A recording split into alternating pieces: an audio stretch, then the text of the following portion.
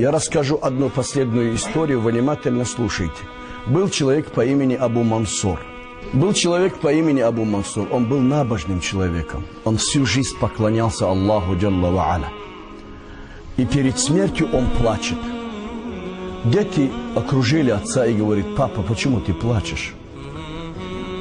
Побоявшись смерти, он говорит: да. Дети сказали: папа, ты всю жизнь поклонялся Аллаху, и ты должен столько плакать, папа. Он говорит: да, я боюсь, говорит, этой смерти, этой могилы, ибо это место не знакомо мне.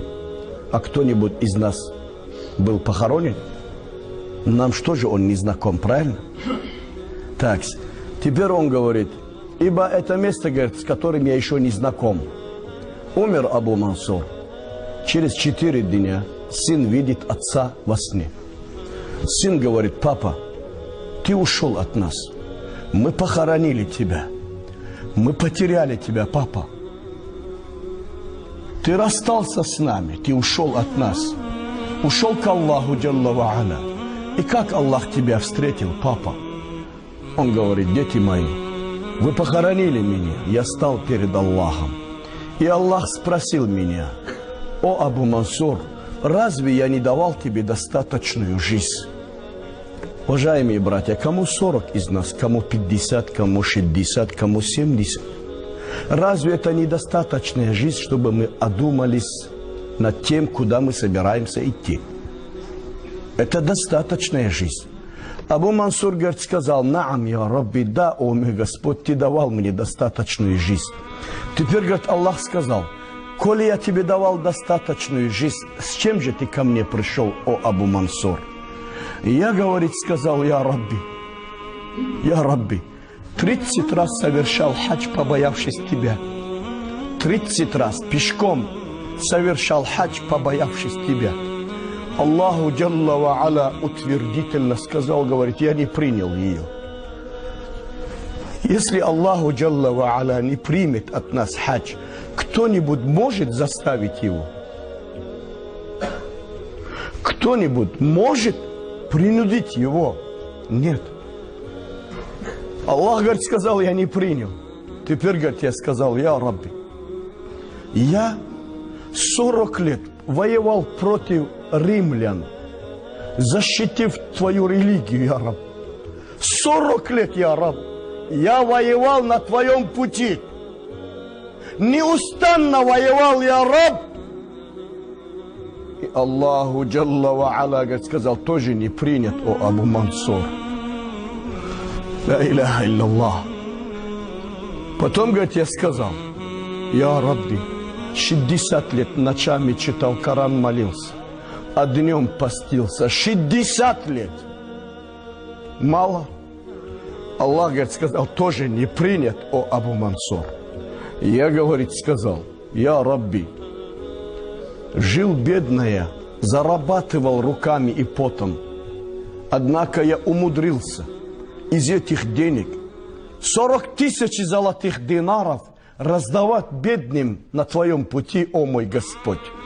И Аллаху Джалла ва Аля, говорит, сказал мне: тоже не принят, я Абу Мансур. А нам это известно, что у нас примет, чтобы мы вот так гордо ходили по земле, не почувствовал соседа, брата, родственника, человека, животного. Ла хаула ва ла куввата илля билля. Помните одно: чем человек становится ближе к Аллаху Джалла ва Аля, тем он становится вежливее и нежнее. Чем человек отдаляется от Аллаха Джалла ва Аля, он становится жестче и грубее. Это золотое правило. Дальше что? Аллах, говорит, сказал: тоже не принят, о Абу Мансур. Ты отдавал это, 40 тысяч динаров, а я не принял. Потом, говорит, я, говорит, сказал: идан хибту хасирту, я Раб.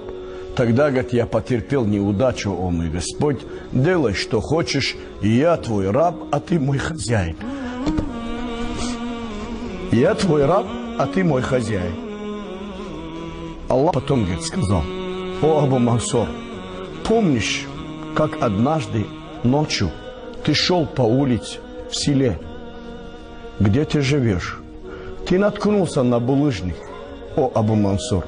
Я, говорит, сказал: да, о мой Господь, я помню этот случай. Аллаху Джалла ва Аля, говорит, сказал: и ты убрал этот булыжник с дороги, побоявшись, что кто-нибудь из братьев и сестер или животных спотыкнется и упадет. Там не было никого, о Абу Мансур, кроме меня и тебя. И этот поступок тобою было сделано ради меня, о Абу Мансур. Помнишь этот случай? Я, говорит, сказал: наам, я раб, да, о мой Господь. И Аллах, говорит, сказал: из-за этого я простил тебе, о Абу Мансур, войди в рай. Аллаху Акбар. Не ленитесь совершать богоугодные дела и поступки. Всегда старайтесь опережать братьев, творить добро. Не думайте, что это маленькое добро, а вот это тебя спасет. Всех благ наземных и загробных пусть Аллах возвысит нас и простит бедных рабов своих. Акулу каули хаза ва астагфируллаха ли ва лакум. Ассаламу алейкум ва рахматуллах.